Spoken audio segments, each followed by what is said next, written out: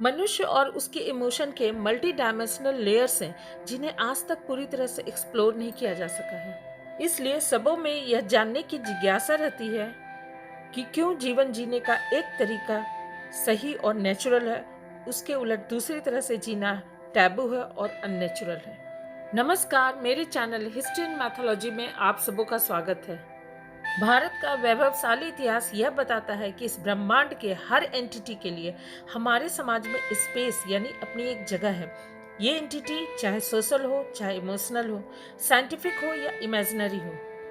कृतवासी रामायण में एक कहानी वर्णित है कि एक राजा दिलीप की मृत्यु के बाद उनकी दो पत्नियों ने आपस में संबंध बनाया था पुत्र की प्राप्ति के लिए। कहा जाता है कि उन्हें बच्चा पैदा भी हुआ जो बोनलेस था। एक कहानी महाभारत काल की है जो पांडवों से जुड़ी हुई है। जब पांडवों को पता चला कि दुर्योधन अपनी विजय के लिए बलि और युद्ध का आयोजन कर रहा है तो पांडवों की चिंता हुई। तो कृष्ण की सलाह पर पांडवों ने बलि देने का निश्चय किया। बहुत सोच विचार कर अर्जुन उलूपी के पुत्र इरवन का बलि देना निश्चित हुआ। इरवन की एक शर्त थी कि वो बलि के पहले विवाहित होना चाहता था, लेकिन कोई भी पिता अपनी बेटी देने के लिए तैयार नहीं हुआ, यह जानकर कि उसकी बेटी विधवा हो जाएगी। तो भगवान कृष्ण ने मोहिनी का रूप धारण कर इरवन से विवाह किया और इरवन की बलि के बाद विधवा की तरफ विलाप भी किए। भगवान शिव और विष्णु से संबंधित एक पौराणिक कथा है। कहा जाता है कि जब दुर्गा ने महिषासुर का वध कर दिया तो उसकी बहन महिषी ने ब्रह्मा जी का आह्वान किया और यह वरदान मांगा कि वह मृत्यु से परे हो जाए। ब्रह्मा जी ने यह वरदान तो नहीं दिया, लेकिन यह वरदान दिया कि अगर शिव और विष्णु का कोई पुत्र होगा तो सिर्फ उससे ही तुम्हारी मृत्यु होगी। महिषी यह जानकर खुश हो गई कि शिव और विष्णु का पुत्र कैसे संभव है, लेकिन समुद्र मंथन से मोहिनी निकली जो विष्णु का ही रूप थी। शिव उन पर मोहित हो गए और उनका एक पुत्र हुआ अयप्पा, जिसने महिषी का वध किया। दूसरी ओर एक कहानी है शिव के बारे में कि उन्हें यमुना के पानी में डुबकी लगाना पड़ा मोहिनी बनने के लिए और भगवान कृष्ण के साथ रासलीला में भाग लेने के लिए। ये सारी कहानियां पौराणिक ग्रंथों में बताई गई है बिना गिल्ट के, क्योंकि उस समय मेन वोमेन के बीच रिलेशन, होमोसेक्सुअल हो हेट्रोसेक्सुअल हो, इन सभी के बीच लाइन बहुत धुंधला था।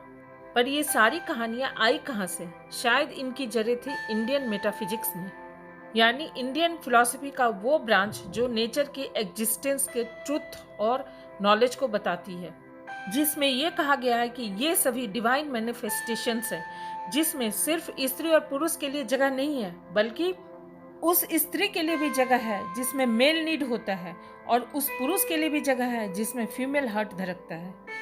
पुरुष और स्त्री तो मात्र एक शब्द मात्र है, सबका आदि और अंत तो इटर्नल सोल ही है, और शरीर इटर्नल सोल का मात्र निवास स्थल है। तो क्या फर्क पड़ता है अगर एक स्त्री का स्त्री से और एक पुरुष का पुरुष से संबंध हो?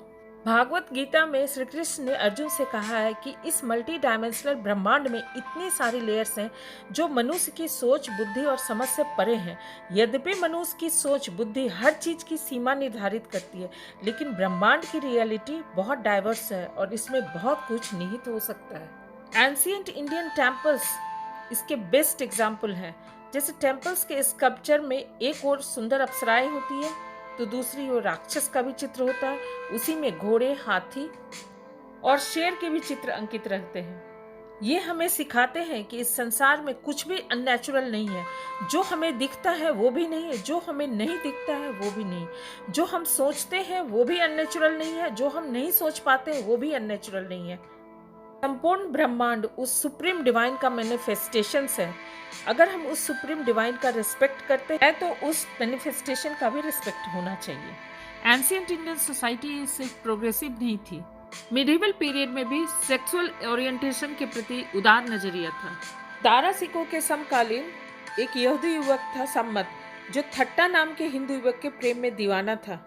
कहा जाता है कि उसे मृत्युदंड दिया गया था, लेकिन ये कहीं भी लिखा हुआ नहीं है कि उसको मृत्युदंड इसलिए दिया गया था क्योंकि वो होमोसेक्सुअल था, बल्कि उसके मृत्युदंड देने के पीछे राजनीतिक कारण थे। मोहम्मद गजनी भी अपने फेवरेट बॉय के साथ रहा करता था।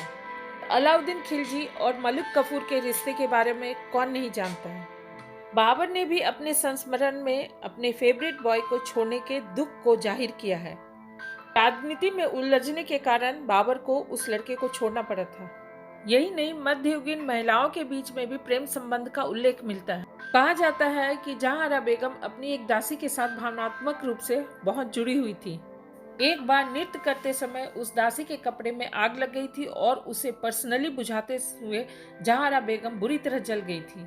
हरम की स्त्रियों के बीच भी घनिष्ठता के संबंध के बारे में कई लेखों में पढ़ने को मिलता है।